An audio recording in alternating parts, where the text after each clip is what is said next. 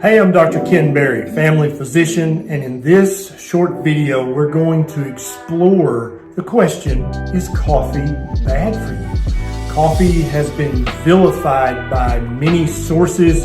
Even some religions are anti-coffee. Human beings have only been drinking coffee for the last 500 or 600 years, so I think it's a valid question and we should look into it.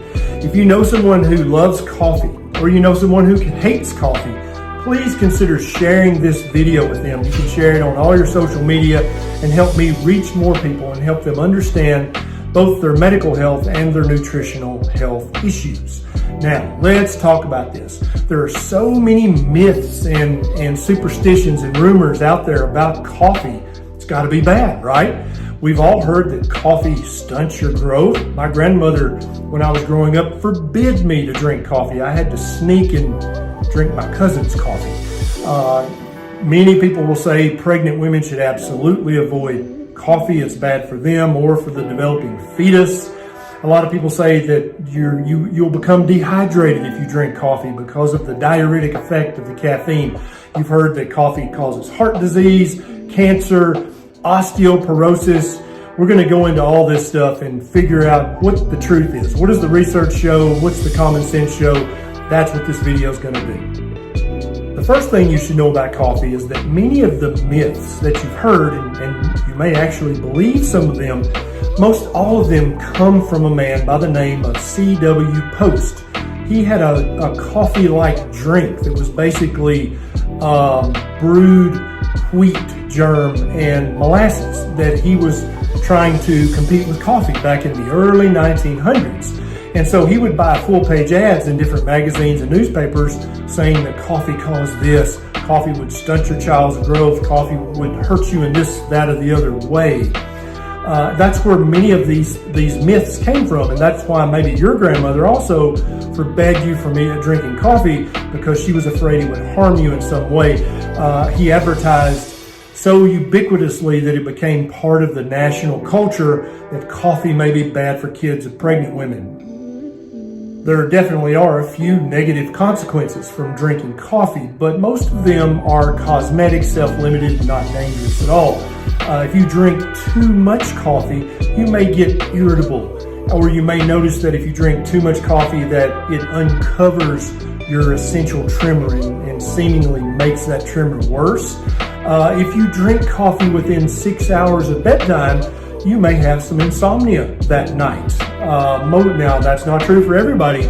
My wife can have a nice roasted cup of tasty coffee right before bedtime and sleep like a baby. I, on the other hand, have to stop my coffee about 6 hours before bedtime. There does seem to be a mild habit-forming effect with coffee, so if you drink coffee for a few months and then try to stop it cold turkey, you may have a little increased irritability and even a headache for a few days. That's about as bad as the withdrawals get. Now, there are a couple of medical things that drinking lots of coffee, and when I say lots of coffee, I mean more than 3 cups a day, because almost all the research I'm going to talk about later on in this video were based on 300 milligrams or less of caffeine, which is about 3 cups of coffee a day worth. Some people, it looks like that drinking lots of coffee might raise their LDL cholesterol a tiny bit or raise their triglyceride level a tiny bit. But in both of these subpopulations, it doesn't seem to raise these two amounts a meaningful amount, meaning it's not going to affect your health in any way if you drink 4, 5, 6 cups of coffee a day, but it may make these numbers a tiny bit higher. Now let's talk about all the good things that coffee has been shown to do for the human species.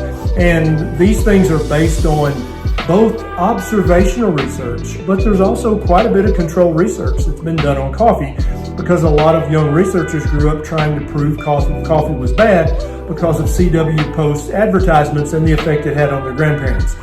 But so there's way more controlled research about coffee than you might imagine, but some of these benefits are based on observational research, which, as you probably know, don't prove anything. So definitely coffee has been shown to increase your energy level. It's been shown to increase your alertness, to increase both your short-term and long-term memory, and some of these have been done in controlled trials. It's been shown to increase your physical performance, and it probably does this by decreasing your reaction time physically, which it absolutely does do. For many people, it actually helps them enter ketosis easier because it helps you break down fats that are stored in your body and burn the fatty acids.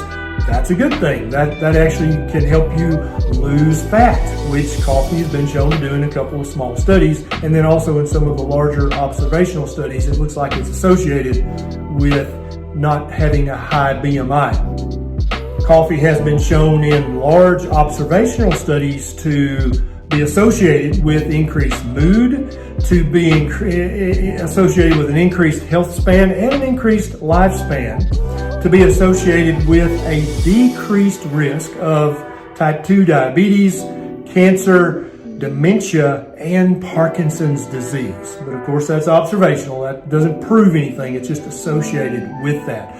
Coffee actually contains magnesium, manganese, and vitamins B2, B3, and B5. And if you're a big believer in antioxidants, it's a fun fact to know that coffee provides more antioxidants for the average American than all of their fruit and vegetable consumption combined. Now let's get back to those myths that CW Post made very popular. There's absolutely no controlled, meaningful research showing that coffee will stunt your child's growth. None. In fact, in some countries in Central and South America, children are weaned straight off the breast milk onto coffee, and they grow up tall and beautiful, so that's probably not true. The myth that drinking coffee is bad for pregnant women. This has been studied quite a bit in medical and nutrition research. There is no link. If a woman's drinking 1, 2, or 3 cups of coffee a day, it's perfectly fine for both her and her developing fetus.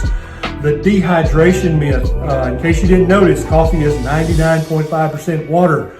So you, at worst, break even by drinking a cup of coffee as far as your hydration status goes. Coffee does not cause dehydration. The other myth that coffee can cause heart disease, cancer, strokes, osteoporosis even. None of these are bear out in the medical and nutritional research. Coffee doesn't do any of those bad things that CW Post said that coffee would do. Therefore, it's perfectly safe for you to drink 2 or 3, maybe even 4 cups of coffee a day. You're welcome. So yeah, if that makes you happy, you're welcome. This is Dr. Barry. Enjoy your coffee. I'll see you next time.